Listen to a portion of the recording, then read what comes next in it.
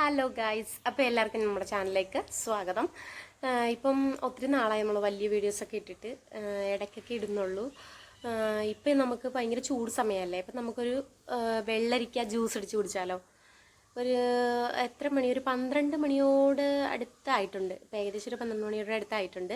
ഇവിടുത്തെ വെയിൽ നമുക്ക് സഹിക്കാൻ പറ്റുന്നില്ല. നമുക്ക് ചൂടുകുരുവൊക്കെ ഒത്തിരി ഉണ്ട്. പിള്ളേർക്കൊക്കെ ആണെങ്കിലും ഒത്തിരി കുഞ്ഞു കുഞ്ഞു കുരുക്കളൊക്കെ വന്നിട്ട് ഭയങ്കര ചൊറിച്ചിലാണ്.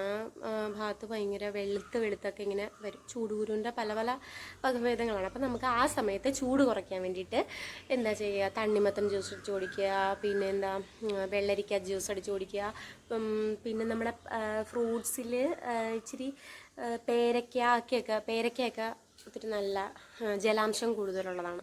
പേരയ്ക്ക, മാതള നാരങ്ങ, പിന്നെ തണ്ണിമത്തൻ, റോബസ്റ്റ, ഇതൊക്കെ നമ്മൾ ധാരാളമായിട്ട് ഈ വേനൽക്കാലത്ത് നമ്മൾ കഴിക്കേണ്ടതാണ്. വെള്ളരിക്ക ചെത്തിയിട്ട് അരിഞ്ഞ് നമുക്ക് ജ്യൂസ് അടിക്കാം. വെള്ളരിക്ക നമുക്ക് തൊലി ചെത്തിയിട്ട് ചെറിയ ചെറിയ കഷ്ണങ്ങളാക്കി അരിഞ്ഞ് മിക്സിയുടെ ജാറിലേക്ക് ഇട്ടിട്ട് പഞ്ചസാര വേണ്ടവർക്ക് നമുക്ക് പഞ്ചസാര ചേർത്ത് ജ്യൂസ് അടിക്കാം. ഇല്ല, പഞ്ചസാര ഉപയോഗിക്കാത്ത ആൾക്കാർക്ക് ഈ വെള്ളരിക്ക നല്ല ഫ്രഷായിട്ട് ഇത് മാത്രം നമുക്ക് ജ്യൂസ് അടിച്ച് കുടിച്ചാൽ മതി. വളരെ നല്ലതാണ്. ഇപ്പോഴാണ് താമരക്കുളത്തിൽ 2 താമരമൊട്ട് ആയിട്ടുണ്ട്. അങ്ങോട്ട് റോഡിൻ്റെ അപ്പുറത്തോട്ട് നല്ല വെയിലാണ്. നമുക്ക് അപ്പുറത്തോട്ട് ആ പാടത്തിൻ്റെ അവിടെ ഒന്നും പോകാനേ വയ്യ. നല്ല പൊള്ളുന്ന വെയിലാണ്.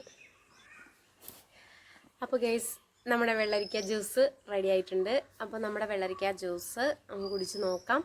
നല്ല ടേസ്റ്റ് ഉണ്ട്.